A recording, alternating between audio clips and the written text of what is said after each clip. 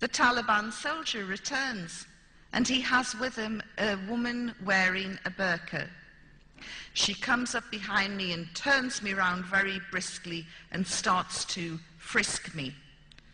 And I thought, oh, they're not going to kill me. Well, not just yet anyway. They're trying to find out if I'm carrying any weapons. And isn't it strange that he's gone off to get a woman? You know, why wouldn't he just search me himself? Obviously showing more courtesy than British police. And so all the fear that I had felt and the terror just melted away with relief. And then I became very angry. Those men had made me feel as though I was going to die. So I pulled away from the Afghan woman and I swung round at these wretched men.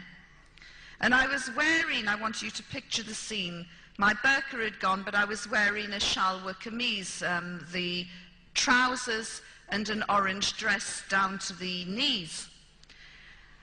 And I swung round at these men, very angry, and I said, I am not carrying any weapons. And to emphasize this, I picked up the hem of my dress and said, look. Well, there was a collective sharp intake of breath. And then they all turned round and ran as though the devil was snapping at their heels. I don't know if any of you have seen the Carry On film where the Scottish regiment lift up their kilts at the natives and they run off, but it was the same effect. Of course, this was highly inappropriate behavior for a woman in Afghanistan, as I was to find out. And the lady wearing the burqa swung me back round and whacked me across the face.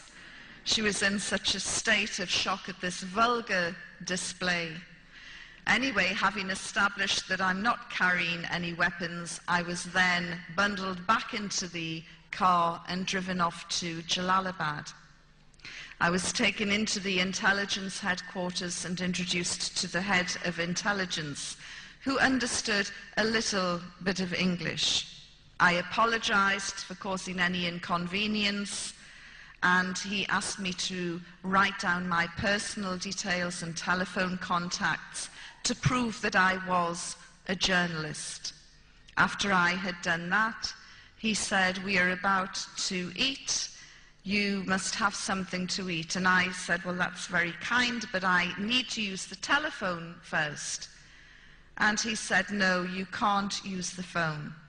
So I said, in that case, I won't eat either as a guest or a prisoner of the Taliban until I can use the phone.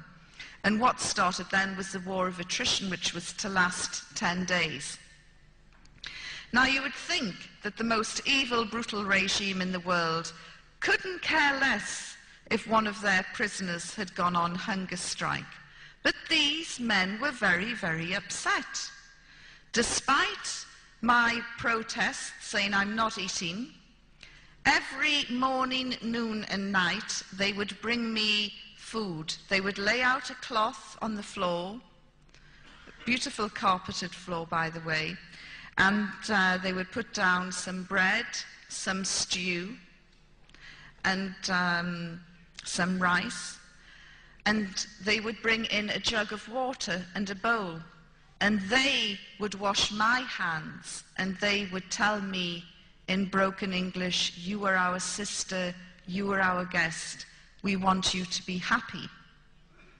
And I thought, what sort of evil, brutal regime is this? Don't they understand the job description? And I'm thinking, you know, this is just a trick. They're trying to soften me up. And then the really bad guys will come in with the electrodes. In fact, isn't it strange? Everything that I thought would have happened to me under this so-called savage primitive regime happened to prisoners in Abu Ghraib, in Guantanamo Bay, and other US holding facilities, which always prompts me to say, thank God I was captured by the most evil, brutal regime in the world and not by the Americans.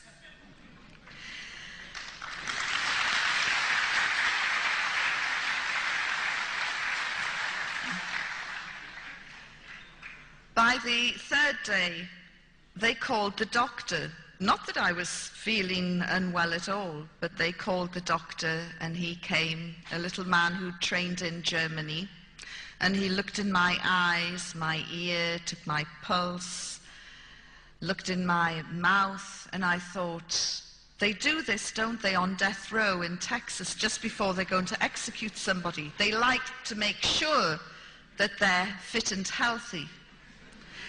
And then he took my blood pressure, and something bothered him because he then took it again. And I said, yes, I know I have high blood pressure.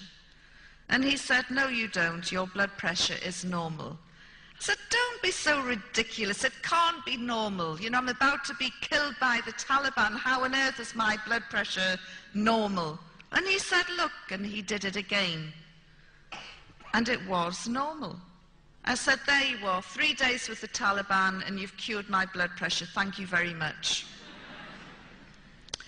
On the 5th day, there was a little guy called Hamid, the doctor's son actually, who acted as the translator, and he came running into my room very, very excited. He said, you were on the front page of the papers, and he brought in the weekly paper from Jalalabad. And although photographs were banned under the Taliban, there were 2 pictures of me from Reuters on the front page with a little story and headlines that took over half the page. The headlines looked longer than the story. And I said, what does the headline say?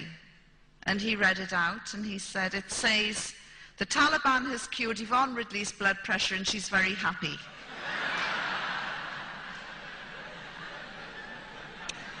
Not the catchiest of headlines.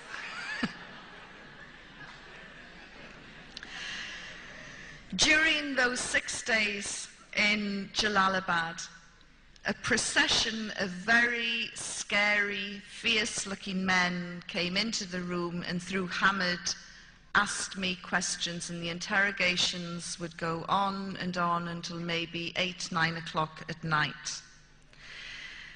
They never, 20 years, I assured them that they would get sick long before I did.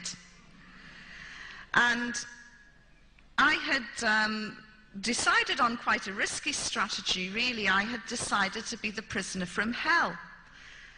I had bought into the propaganda, you see, that this was the most evil, brutal regime in the world, and it didn't matter what I said or did, they were going to kill me at the end of the day, when they wanted to.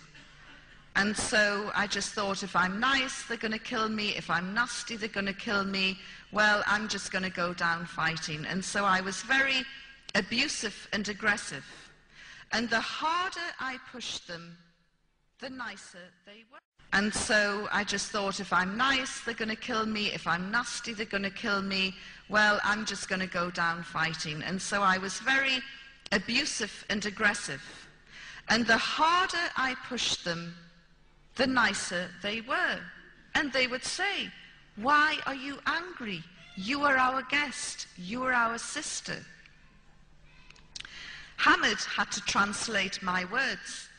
And one day he said to me, I am terrified of these people, and you should be as well. And it's not nice for me to translate your words. I get scared. On the 6th day, Hamid came to see me, and his face was nearly black with fear. His mouth was so dry he could hardly talk. And he said, you have a very important visitor. And I said, who is it?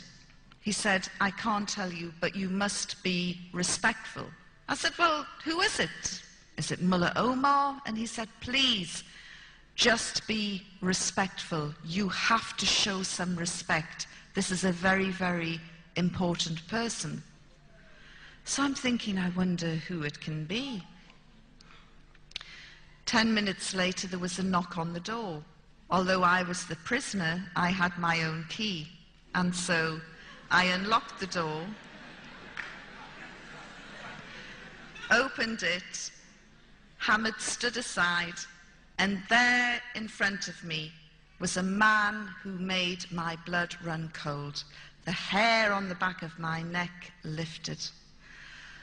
For 6 days I had avoided talking about religion, and there in front of me was a religious cleric, a Milano. And everything in Afghanistan is dirty, ripped and torn and dusty. He was wearing an immaculate ivory gown, one which went right down to the ground. The Taliban's clothes were above their ankles. This guy's clothes were right down to the ground. You couldn't see his feet. And he had a great big ivory turban.